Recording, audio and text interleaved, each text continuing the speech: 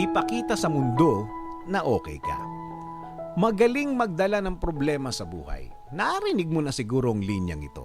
Ang mga taong ganito ang walang masyadong problema. Hindi nila masyadong iniisip ang mga nasa harap nila ngayon. Kung makakausap mo ang mga taong ganito, wala kang kamalay-malay na may pinagdadaanan sila sa kanilang mga buhay. Wala kang kamalay-malay na may mabigat pala silang problema sa buhay nila. Well, they take it easy. They're taking it very lightly, ika nga. Hindi mo maririnig na nagrereklamo sa buhay. Hindi mo maririnig sa kanila na mahirap ang buhay. Yes, hindi naman sila mayaman pero parang okay-okay sila.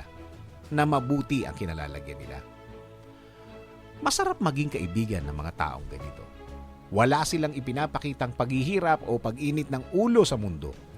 Sa harap ng tao, sa harap ng kahit na sinong tao. Mga taong nagdesisyon na hindi